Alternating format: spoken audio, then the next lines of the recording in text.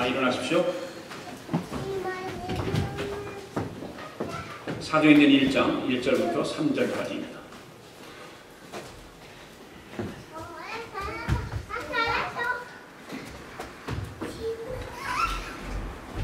사도행전 1장 1절부터 3절까지 찾으셨으면 다 같이 큰 소리로 합독합니다. 시작. 데오빌로여, 네가 먼저 쓴 글에는 무릇 예수께서 행하시며 가르치시기를 하심부터 그가 택하신 사도들에게 성령으로 명하시고 승천하신 날까지 이를 기록하였노라. 그가 고난받으신 후에 또한 그들에게 확실한 많은 증거로 친히 살아계심을 나타내사 40일 동안 그들에게 보이시며 하나님 나라의 일을 말씀하시니라. 아멘.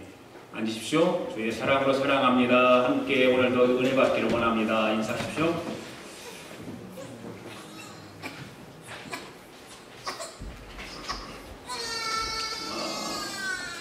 초대교회 때도 예수님 당시에도 이단들이 있었고, 예수님 부활하셔서 승천하시고 사도들이 시대 때도 이단들이 있었고, 기독교 역사 2000년 동안 온갖 이단들이 기독교의 진리와 그 유일성을 음해하고 파괴 공작을 계속 해오고 있습니다. 지금도 여전히 이단들은 기독교의 진리와 유일성을 파괴 공작을 하고 있습니다. 그러나 기독교만이 지닌 특별한 유일성이 있습니다. 그 유일성 때문에 세계 인구의 3분의 1이 기독교인이라는 사실이죠. 기독교 이단 가운데 가장 많은 것은 기독론을 중심으로 해서 이단들이 제일 많습니다. 기독론이 잘못되어 있으면 이단으로 빠지기 쉽고 이단이 되기 쉽습니다. 예를 든다면 예수님의 인성을 부인한다든가, 인간으로서 예수님을 부인하는 거죠. 그리고 예수님의 신성을 부인하는 거죠. 예수님은 하나님이 아니다.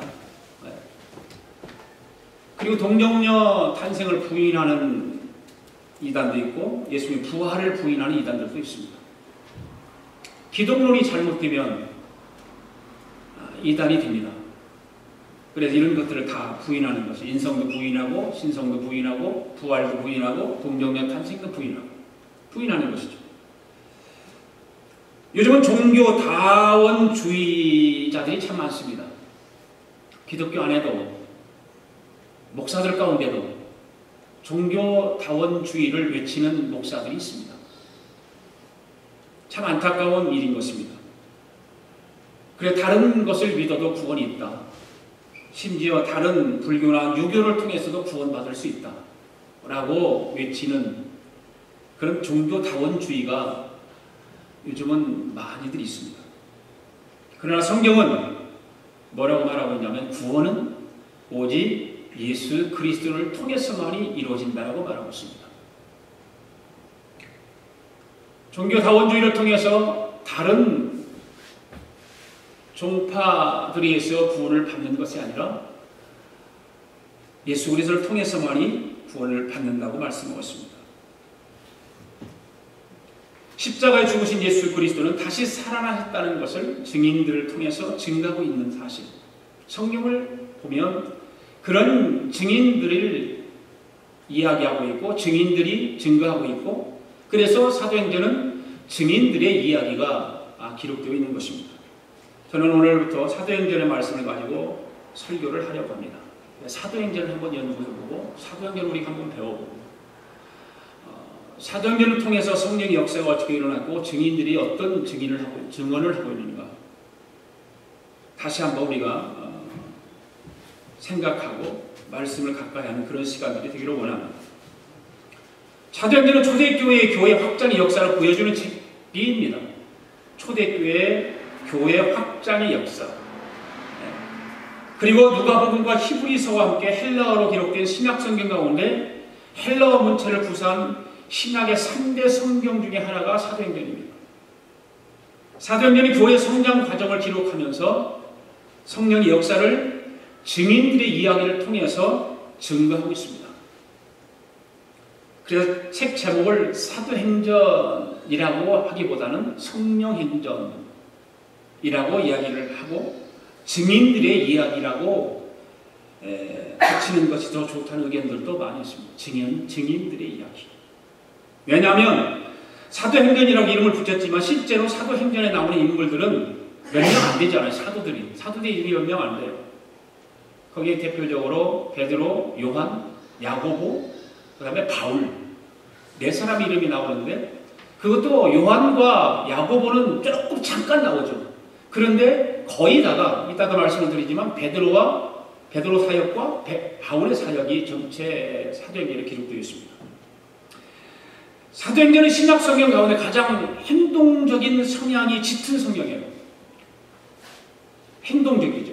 그냥 내가 예수님을 믿었으니까 내 안에 예수님을 모시고 조용하게 신앙생활하는 것이 아니라 사도행전은 나가서 복음을 전하고 전파하고 그런 일들, 행동적인 그런 성향이 많습니다. 그래서 사도행전을 보면 담대함이 있죠. 거기에 나오는 모든 사도들, 거기 일하는 사람들은 씩씩합니다. 담대합니다. 그래서 생기가 있습니다. 그리고 증거의 삶을 통해서 역동성을 느끼는 것을 우리는 볼 수가 있습니다. 그래서 그런 의미에서 사도행전은 기독교의 교회의 본질을 잘 보여주는 성경이라고 말할 수 있는 거죠. 기독교의 교회의 본질, 교회가 성장하는 과정, 어떻게 성장하고 교회가 어떻게 탄생하는가를 볼 수가 있습니다. 기독교는 도와 명상의 종교가 아닙니다. 사람들은 기독교를 도닦고 명상을 하는 종교라고 생각할지도 모르지만 그런 사람도 있겠죠. 그러나 전혀 아닙니다. 그래서 참된 신앙인은 긍정적인 태도와 적극적인 태도가 함께 있어야 돼요. 긍정적인 태도도 있고 그 다음에 적극적인 태도도 있어야 되는 것입니다. 우리 기독교는 그런 신앙을 가진 사람들이 함께 공동체를 이루어가는 것이 바로 교회 공동체인 것입니다. 적극적인 사고방식, 적극적인 생각, 그리고 긍정적인 생각, 긍정적인 태도 이런 것들을 가진 사람들이 교회를 이루어가게 되어 있는 것이죠. 또한 사도행전은 복음의 진실성을 잘 웅변해주는 그런 성경인 것입니다. 복음은 예수님의 부활과 승천에서 끝나지 않고 그 역사가 그치지 않고 계속된다라고 하는 것을 사도행전의 증인들을 통해서 우리는 확인할 수 있는 거예요. 그래서 사도행전은 진리는 역사적인 지속성을 지녀야 한다는 것을 우리에게 말없이 말씀을 통해서 가르쳐주고 있어요. 진리는 역사적 지속성을 통해서 계속해서 지녀야 합니다. 가야 된다는 거죠. 그러니까 어떤 목사님은 사도행전 29장을 써야 된다는 얘기를 해요. 28장에서 끝났는데 사도행전 28장 끝나는 것이 아니라 29장, 30장, 31장을 계속해서 써가야 되는데 누가 써가야 되느냐? 현대 크리스찬들이 써가야 된다 그 말이에요. 어떻게 씁니까? 글을 써서 성경으로 남기는 것이 아니라 삶을 통해서 써가라 그 말이에요. 오늘은 서론 부분을 좀 하려고 해요. 저자가 누군가? 사도행전 구조는 어떻게 구분되어 있는가? 사도행전 주제는 무엇인가? 이 세 가지를 오늘 말씀을 드리려고 합니다. 첫 번째로 사도행전 저자는 누구일까? 1절 말씀 읽습니다. 시작. 대원리여 내가 먼저 쓴 글에는 무릇 예수께서 행하시며 가르치시기를 시작하신부터 그가 택하신 사도들에게 성령으로 명하시고 승천하신 날까지 이를 기록하였노라.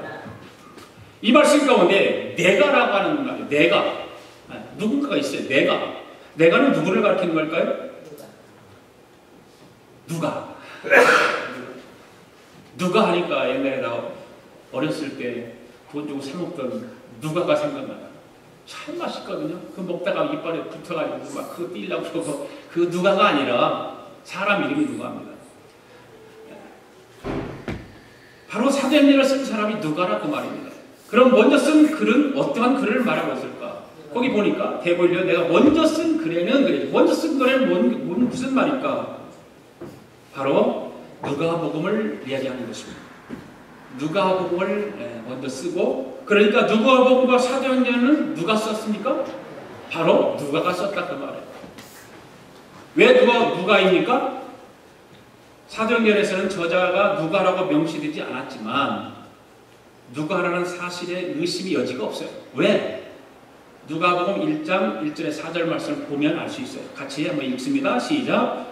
우리 중에 이루어진 사실에 대하여 처음부터 말씀의 목격자 되고 일꾼된 자들이 전하여 준 그대로 내력을 저술하려고 붓을 든 사람이 많은지라 그 모든 일을 근원부터 자세히 미루어 살핀 나도 데오빌로 각하에게 차례대로 써보내는 것이 좋은 줄 알았노니 이는 각하로 그 배운 바의 확실함을 알게 하려 함이라. 누가복음 1장 1절 4절 말씀과 오늘 본문의 1, 2절의 말씀을 비교해 보면 누가복음 1장 3절에서 누가는 자신의 복음서를 데오빌로 각하에 써 보냈다라고 말하고 있습니다. 데오빌로 각하에. 그리고 본문 1절에서는 어떻게 시작합니까? 데오빌로 내가 먼저 쓴 글에는 그렇게 말하죠. 그러니까 먼저 쓴 글은 누가복음을 얘기하는 거예요.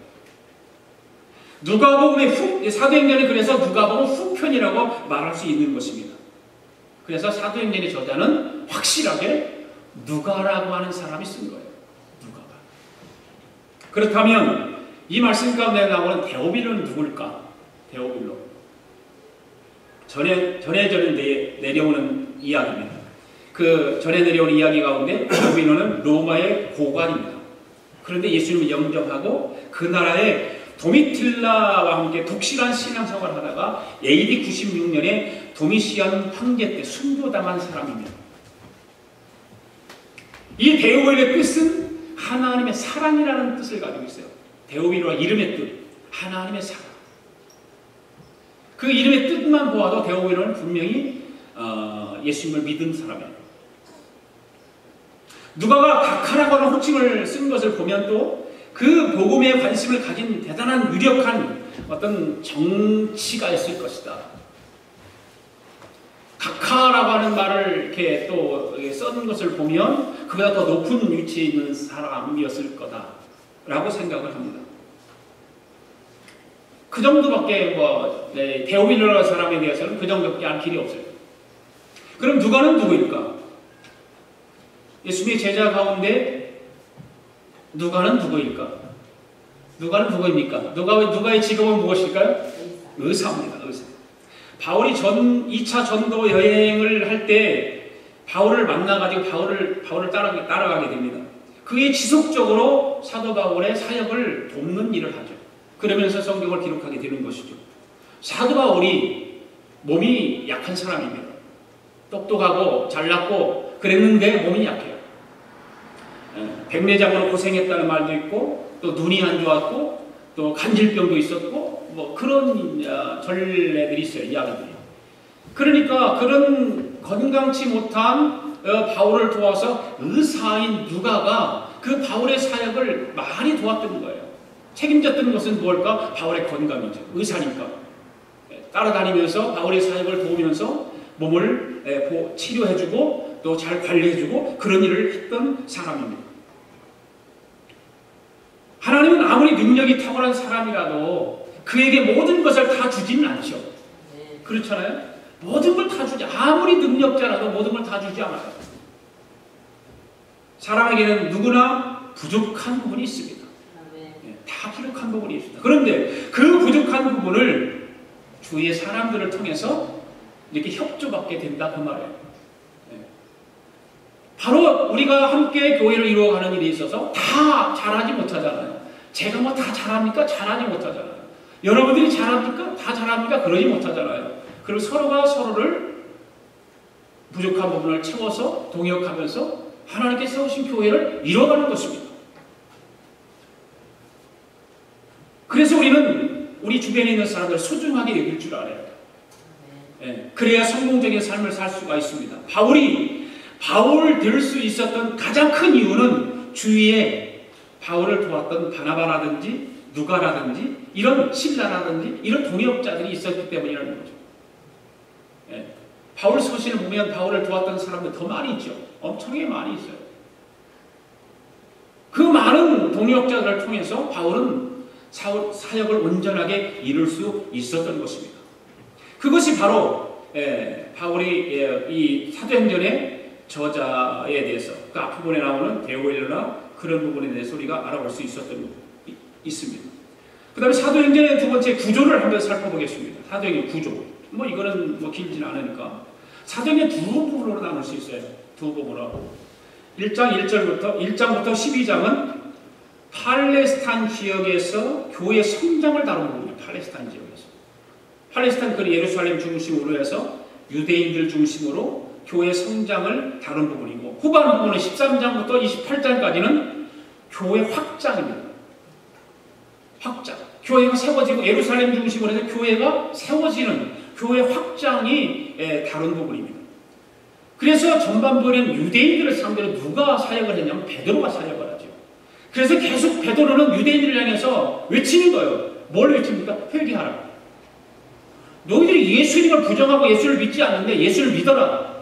그래서 구약의 모세 이야기를 하고 아브라함의 이야기를 통해서 계속해서 유대인들에게 구약의 말씀을 인용해서 예수님을 증거하고 있죠. 그 베드로의 사역입니다.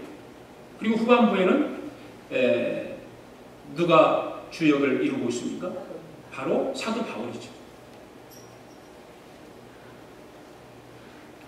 사도 그 후반부에는 바울을 중심으로 하는데, 바울의 중심으로 한 그 사역은 뭐냐면 이방인 중심으로 했던 거예요. 베드로는 유대인 중심으로 했다면 바울은 이방인 중심으로 복음을 전파했던 사람입니다. 또한 전반부와 후반부의 핵심 메시지도 약간 차이가 납니다. 아까도 말씀드렸지만 전반부의 베드로의 핵심 그 메시지는 회개하라. 그리고 바울이 전했던 후반부의 핵심은 예수님을 믿어랍니다. 왜 그렇습니까? 이방인을 향해서 사역을 했기 때문에 예수님을 증거하는 것, 예수님을 믿어라는 거예요. 이와 같은 구조를 알고 성경을 읽으면 도움이 많이 될 거예요. 사도행전을 여러분들 이제 주일마다 공부를 할 텐데 사도행전을 좀 읽으세요. 읽으셔서 그런 구조를 머리에 딱 띄워놓고 생각해놓고 읽으면 훨씬 이해가 빨리 갑니다. 예. 그런 구조를 모르고 읽으니까 이해가 안 가고 자꾸 뒤바뀌고 그러죠. 그래서 구조를 잘 머릿속에 입력해놓고 그 사도행전을 읽으면 베드로가 이래서 이런 말을 했구나. 베드로가 왜 유대인들에게 이런 이야기를 했을까? 그런 것을 알게 되고, 바울이 이방인들을 향해서 복음을 증거하면서 예수 그리스도를 믿으라고 복음을 증거하는 것을 보면서 그 고통과 어려움과 힘든 일을 당하는 것을 우리는 기억할 수 있죠. 그러면 사도행전 주제입니다. 세 번째, 사도행전 주제. 3절 말씀 읽습니다. 시작. 그가 고난받으신 후에 또한 그들에게 확실한 많은 증거로 친히 살아계심을 나타내사 40일 동안 그들에게 보이시며 하나님의 나라 예를 말씀하시니라. 이 말씀을 보면 증거라고 하는 단어가 나옵니다. 증거라고 하는 단어. 사도행전 주제는 바로 확실한 증거를 가진 증인들의 이야기입니다. 확실한 증거를 가진 증인들의 얘기예요. 그래서 오늘 사도행전 처음 시작하면서 증인들의 이야기입니다. 증인들의 이야기. 증인들의 이야기가 몇 번까지 갈지는 모르지만 증인들의 이야기가 바로 사도행전이에요. 또한 예수님이 부활하신 후 40일간 이 땅에 계셨다라고 하는 내용은 사도행전 1장 3절밖에 없어요. 다른 데는 없어요. 사실 40일 동안 주님은 지상에 계시면서 무엇을 말씀하셨을까? 무엇을 말씀하실까? 3절에 보니까 뭐라고 그러죠? 하나님 나라에 대해서 말씀하셨다고 말해요. 하나님 나라에서. 그 주님의 삶과 뜻을 따라서 베드로를 비롯한 수많은 제자들이 하나님 나라에서 증거하는 증인들의 이야기를 기록한 책이 바로 사도행전이라고 말해요. 3절 말씀 가운데 고난받은 후에라고 말씀을 시작하죠. 고난받은 후에. 개역성경에 보면 해받은 후에 그렇게 되어 있어요. 개정개정판을 하면서 고난받은 후에. 이 일은 언제를 말하는 것일까? 지금 주님께서 십자가에 달려 죽으시고 부활하신 후에 일을 말하고 있는 거 아닙니까? 그렇죠? 부활하셔서 이제 후에 말씀하고 있는 거예요. 그리고 이것이 끝난 것이 아니라 그것은 더 큰 일의 한 과정이 있음을 말하고 있는 거예요. 예수님 부활로 끝난 것이 아니에요. 부활해서 하늘로 승천함으로 끝나는 것이 아니에요. 예수님께서 제자들과 함께 사역을 하시면서 계속해서 말씀하시는 것이 뭐냐? 내가 십자가 죽는 것을 얘기했었잖아요. 예수님께 제자들에게. 죽음을 얘기하면서 내가 십자가 죽을 거야. 내가 죽어서 아버지께로 가면 내가 너에게 보혜사를 보낼 것이다. 그럼 보혜사가 내가 한 일을 너희와 함께 할 것이다. 그런 말씀을 여러 번 하셔요. 그러니까 지금 예수님께서 고난받으신 후에 뭔 일을 다시 또 해야 되는, 그것이 하나님 나라의 이야기입니다. 하나님 나라. 우리는 오늘 그 말씀을 잘 들으셔야 돼요. 그래서 그 일을 완성하기 위해서 스님들의 이야기를 통해서 우리에게 들려주고 있는 것입니다. 여기에서 우리는 사도행전 서두의 말씀으로 우리 신앙에 아주 좀 잘못된, 좀 중요한 부분을 하나 수정해야 될 일이 있는데, 그건 뭐냐면 많은 신자들이 기독교 신앙을 정적인 신앙만을 가지고 신앙생활을 한다는 거예요. 정적인 신앙만을 가지고. 그럼 정적인 신앙은 어떤 신앙일까? 내가 예수님을 믿고 구원받았으니 주님께 무엇이든지 내가 기도하면 응답받고 문제 해결받고 하나님이 나를 보호해 주신다는 그런 신앙이에요. 그게 정적인 신앙생활.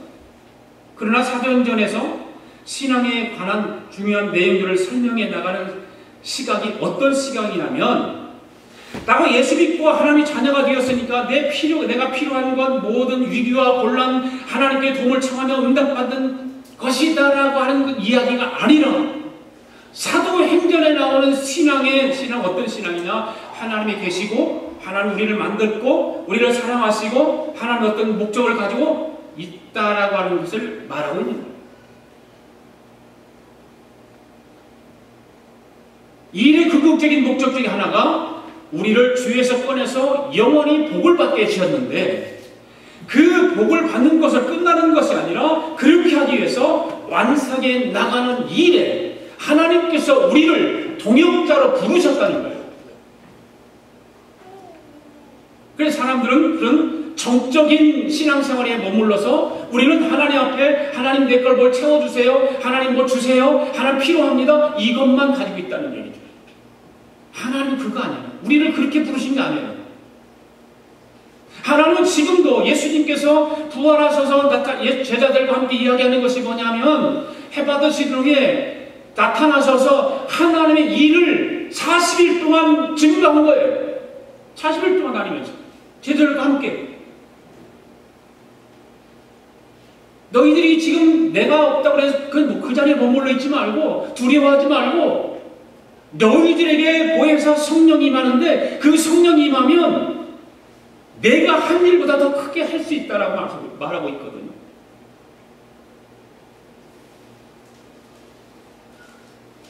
그럼 동적인 신앙은 뭐냐? 하나님 뜻과 계획이 있는데 우리는 하나님 축복의 대상입니다. 사랑의 대상인 것입니다. 함께 하나님이 하시고자 하는 계획 속에 우리는 동역자로 부르심을 받았다는 것입니다. 그게 동적인 신앙이에요. 정적인 신앙생활 속에서 머물러 있으면 안 돼요. 사도행전은 동적인 신앙생활이에요. 할렐루야. 예.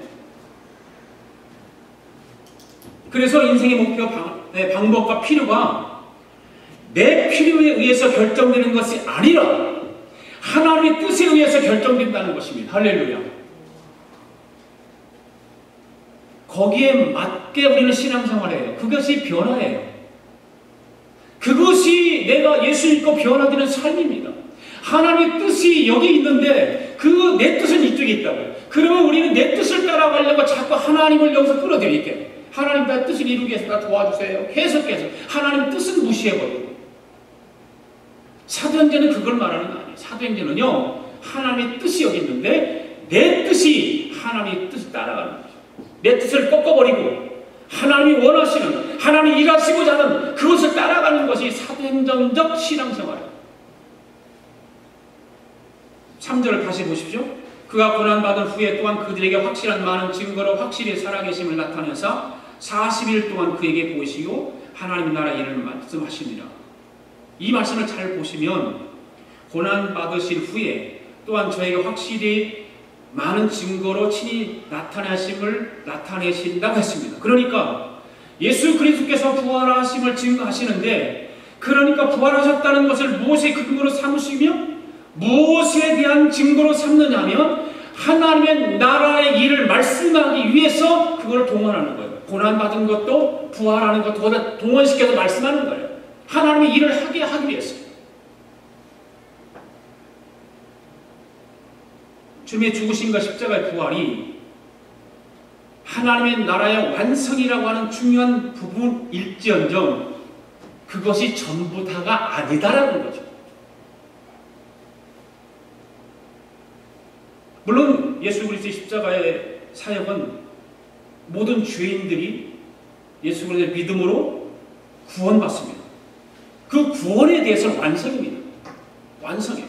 그러나 하나님은 우리를 죄 가운데서 구원해 주시는 것이 하나님께서 계획하고 계시는 것이 전부일까요?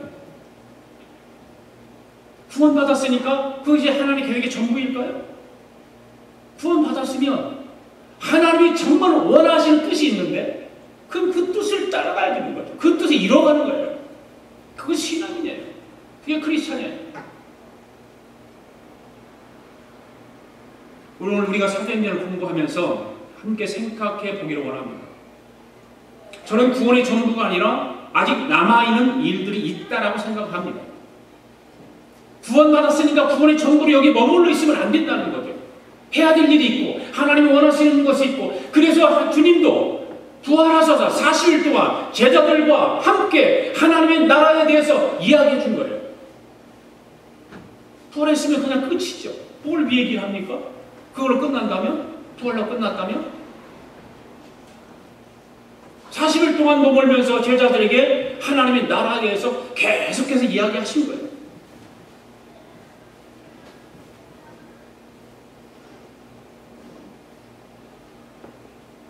우리가 육체적 부활의 몸으로 영원한 나라에 들어가 거기서 그리스도와 우리가 하나님과 더불어서 영원토록 살아야 할 일이 있는데, 그렇잖아요. 있는데 그것을 하나님 혼자서 다 하시지 않고 이제 예수 그리스도의 십자가의 구속으로 구원받은 우리들과 함께 이루어 가시겠다는 말씀이에요. 그래서 제자들에게 40일 동안 머물면서 이야기하는 거예요. 계속해서. 그것을 어떻게 이루어 가실까? 바로 성령을 통해서 이루어 가신다는 말이죠.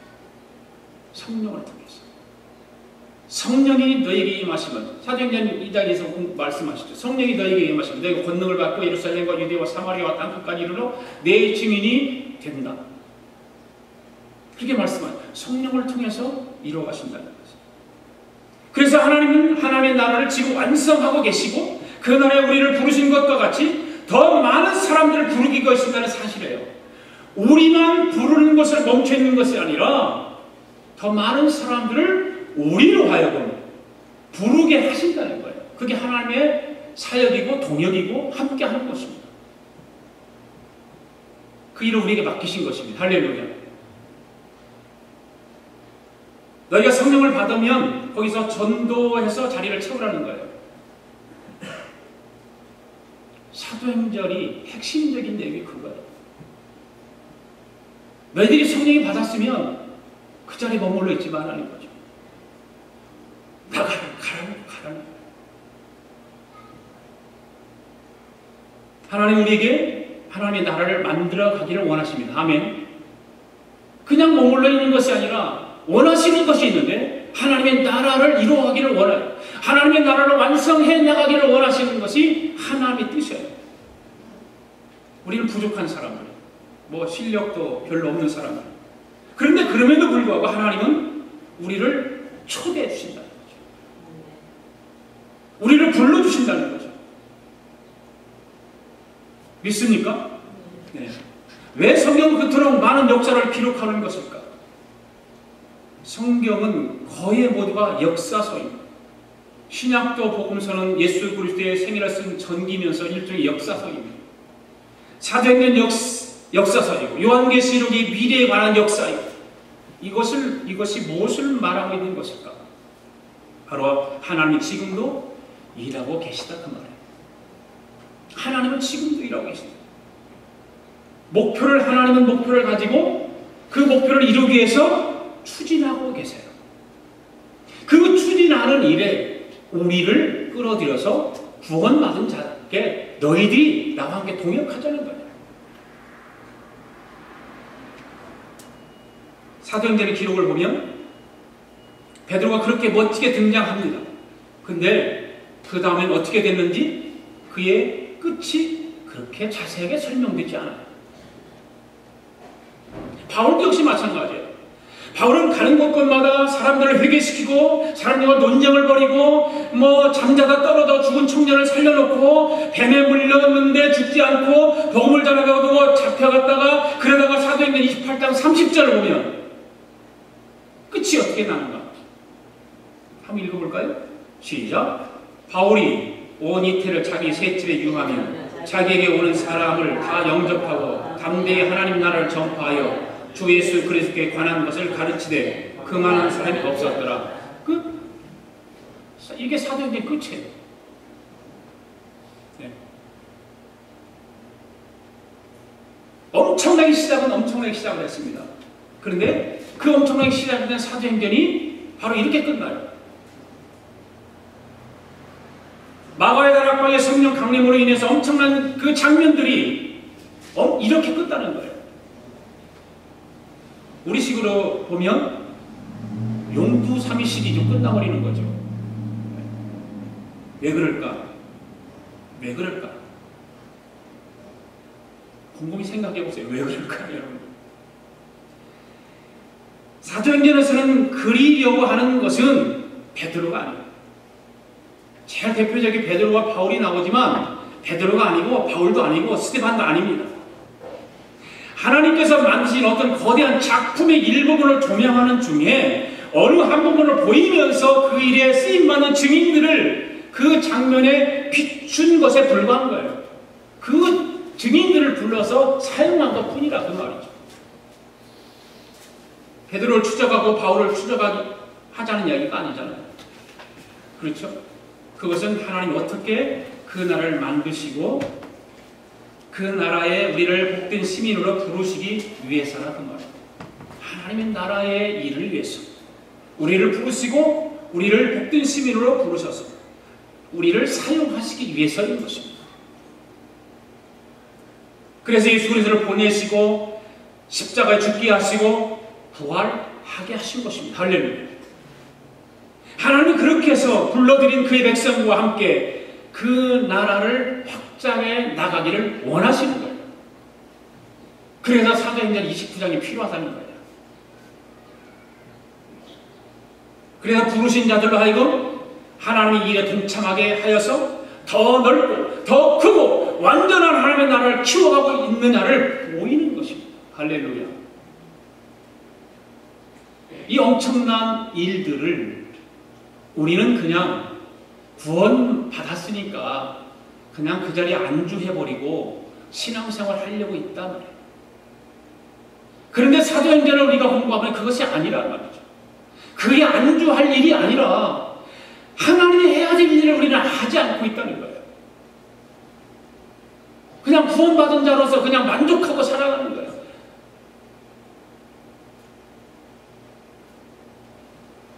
하나님께서 저와 여러분의 남은 생애 속에서 그의 나라와 그의 영광을 위해서 저와 여러분을 어떻게 쓰시기를 원하신가를 봐야 될 줄로 믿습니다. 생각해야 될 줄로 믿습니다. 나는 과연 구원받은 자로서 하나님께서 하나님의 그 나라를 40일 동안 부활하셔서 제자들에게 이야기하셨는데 그 하나님의 나라를 이루기를 원하시고 그 이루는 일에 제자들에게 당부하시고 그 일을 우리에게 또 맡기게 하셔서 우리로 하여금 그 일을 이루어가게 하시는 거예요. 주님이 그걸 원하시고 있어요. 하나님께서. 저와 여러분이 세상에서 취하고 싶은 목표와 계획이 있고 그것을 위해서 하나님의 나를 어떻게 도와주시고 있는가가 아니라 저와 여러분의 남은 생애를 통해서 그의 나라와 그의 영광과 그의 뜻을 위하여 어떻게 쓰임받을 것인가에 대한 난 신앙을 돌아봐야 된다 그 말이죠. 나는 과연 하나님의 뜻을 이루는 일에 나는 어떻게 쓰임받을까? 나는 어떻게 쓰임받아야 하나님께서 나를 두고 보기에도 아까운 사람으로 인정받게 될까? 그런 고민을 우리는 해야 됩니다. 신앙인이라면, 믿음의 사람이라면 그런 고민을 당연히 해야 되는 것입니다. 그러므로 우리가 사도행전을 통해서 하나님께서 약속하신 바를 어떻게 이루어내시는가를 제대로 알아야 될 줄로 믿습니다. 그것을 알아가기를 원해요. 사도행전을 공부하면서 그걸 알아가기를 원해요. 우리가 완전하게 다 그렇게 이룰 수는 없지만 조금씩이라도 한 걸음 한 걸음 하나님의 뜻을 이루어가기 위해서 내가 하나님 앞에 쓰임받는 주의 종으로 세움받기 원하고 기도하고 그렇게 하기를 원합니다. 바로 부활하신 예수님을 만난 사람들에 의해서 일어나는 거예요. 여러분, 사전적인 사건은 어떤 사람들에 의해서 일어납니까? 바로 그거예요. 부활하신 주님을 만난 사람들에 의해서 일어나는 거예요. 여러분은 부활하신 예수님을 만났습니까? 그 사람들이 일어나는 것입니다. 예수님을 만나지 않은 사람은 절대 그 일을 이룰 수 없습니다. 부활하신 예수님을 분명히 만나야 돼요.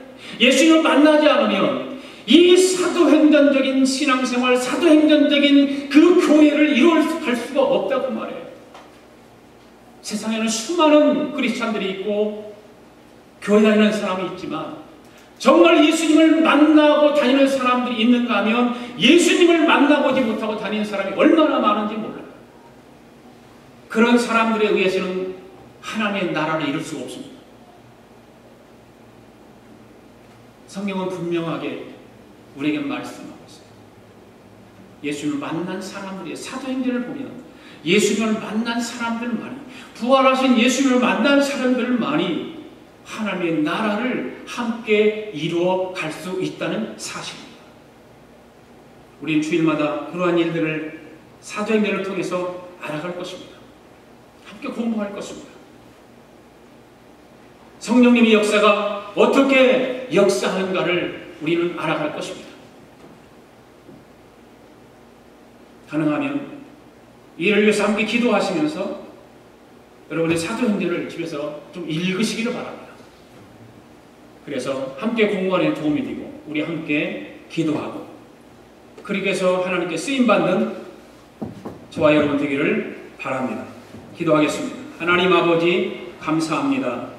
오늘도 하나님께서 저희들과 함께 역사해 주셔서 하나님 말씀을 함께 듣게 하시고 하나님께서 원하시는 하나님의 뜻을 이루시고자 하는 그 뜻을 이루어갈 수 있도록 오늘부터 사도행전을 공부하게 해주심을 감사합니다. 하나님, 우리 모두가 함께 하나님 말씀을 가까이 하고 사도행전을 읽으면서 사도행전에 일어났던 그 성령의 역사들이 어떻게 진행되어 가는가, 사도행전적인 사건들은 어떤 사람들에 의해서 일어나고 있는가, 우리가 말씀을 깊이 묵상하고 함께 은혜 받고 공부해 나갈 수 있도록 지혜와 은혜를 더하여 주시옵소서. 감사드리며 예수님의 이름으로 기도하옵나이다. 아멘. 우리 다 일어나서 함께 찬양 드리겠습니다.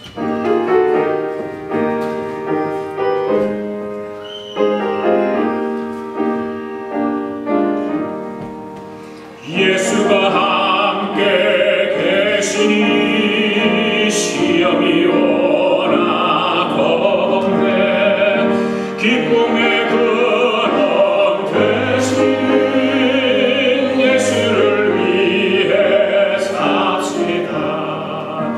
날마다 주를 섬기며 언제나 주를 기리고 그 사랑 안에 살면서 딴 길로 가지 맙시다. 이 세상 사는 동안에 주 이름 전하면서 무한한 복락 주시는 예수를 위해 삽시다. 날마다 주를 섬기며 언제나 주를 기리고 그 사랑 안에 살면서 딴 길로 가지 맙시다. 이 세상 진도 없어도 예수는 나의 친구니 불의한 일을 버리고 예수를 위해 날마다 주를 섬기며 언제나 주를 기리고 그 사랑 안에 살면서 딴 길로 가지 맙시다. 주께서 심판하실 때 잘했다 칭찬하리니 이러한 상급 받도록 예수를 위해 삽시다. 날마다 주를 섬기며 언제나 주를 기리고 그 사랑 안에 살면서 딴 길로 가지 맙시다. 하나님 아버지 감사합니다.